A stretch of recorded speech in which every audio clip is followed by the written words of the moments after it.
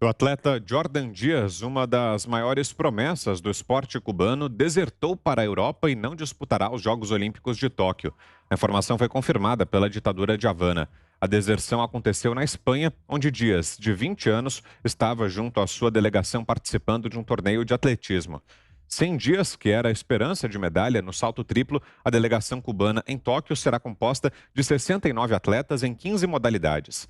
A deserção de Dias acontece apenas um mês depois de 3 jogadores de beisebol e o psicólogo da seleção cubana deixarem a delegação para viver em Miami, onde disputavam o torneio pré-olímpico. Também nesta semana, o jogador de basquete Raudeliz Guerra deixou a seleção cubana durante uma escala em Madrid. Com 20 anos e 1,85 m de altura, Jordan Dias é considerado uma das maiores promessas do esporte cubano e a maior do salto triplo. Que tristeza, hein, Ana? Não só esse caso, né? Mas como nós enumeramos aqui, essa série aí de atletas, pessoas desistindo do sonho nas suas carreiras, justamente por causa dessa triste situação de Cuba, né, Ana? Mas isso não vem de agora, Vitor. Isso é uma constante. Nós que fizemos parte do esporte, ainda fazemos parte do esporte durante tantos anos, aí são quase 30 anos dentro do esporte, isso é uma coisa recorrente, não vem de agora. As pessoas relacionam muito, né, a seleção brasileira de vôlei com a famosa rivalidade contra a equipe cubana, mas nós tínhamos uma relação muito boa durante algum tempo e logo depois que todas nós, quando nós nos aposentamos aí, continuamos com uma relação bastante amigável quando encontramos nas Olimpíadas, né? 2004, por exemplo, almocei com a Mireia, em 2016 também no Brasil nos encontramos, então há essa amizade, né? Porque a gente sabe muito bem, de perto, ouvido ali por elas, o que elas passam em Cuba. E muitas jogadoras daquela seleção cubana tiveram propostas para jogar na Itália,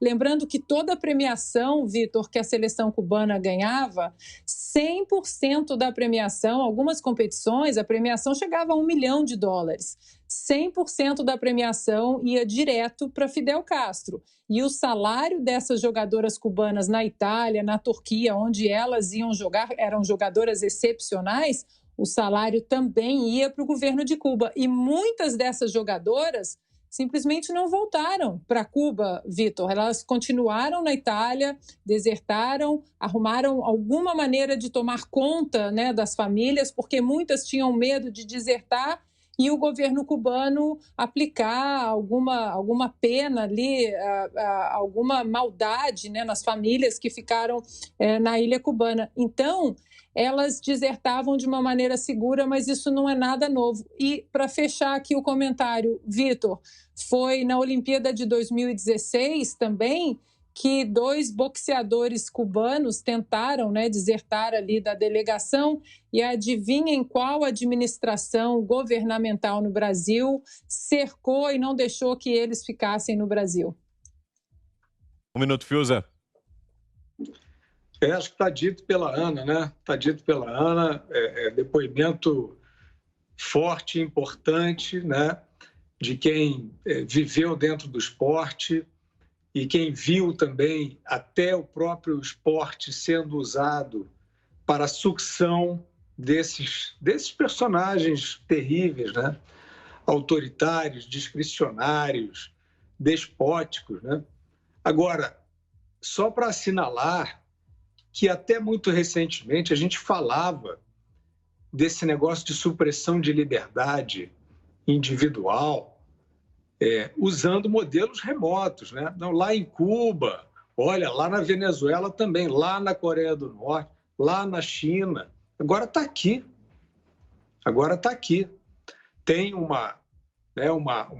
bando de covardes fantasiados de deputados e também de senadores aprovando um passaporte fascista para você ser obrigado a injetar uma substância experimental, cujos estudos em relação a reações adversas possíveis, miocardite, coagulação, trombose, neurodegeneração, doenças autoimunes, estão em tela, esses estudos estão em tela, inconclusivos.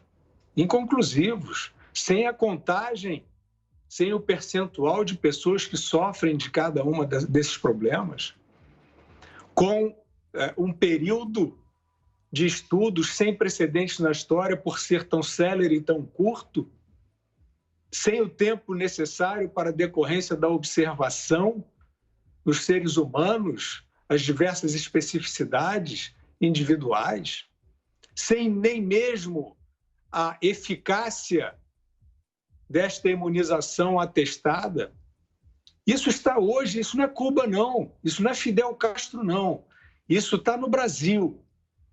Então, abram seus olhos, prestem atenção, porque a liberdade, infelizmente, isso não é alarmismo, a liberdade, infelizmente, está por um fio e da pior maneira. Um minuto, Cristina.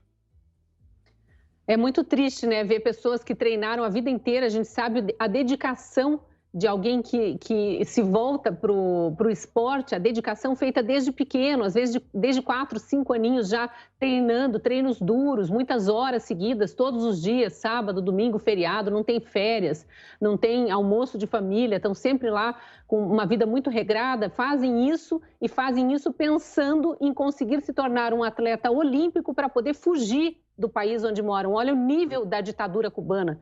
E aí eu queria só acrescentar aqui, a Gazeta do Povo publicou na semana passada uma nota interessante aqui, que uma lei aprovada na Flórida vai tornar obrigatório o ensino sobre os riscos de regimes comunistas e totalitários. E olha a explicação do governador da Flórida quando ele deu entrevista para falar dessa lei. Porque, abre aspas para ele aqui, por que alguém fugiria através de águas infestadas de tubarões saindo de Cuba para vir morar na Flórida, para chegar ao sul da Flórida? Por que essas pessoas deixariam esse país e arriscariam suas vidas para poder vir para cá? É importante que os alunos entendam isso, ao justificar por que as escolas da Flórida vão ser obrigadas a explicar sobre os males do comunismo e do totalitarismo, usando Cuba, que é uma ilha muito próxima ali da Flórida, como exemplo.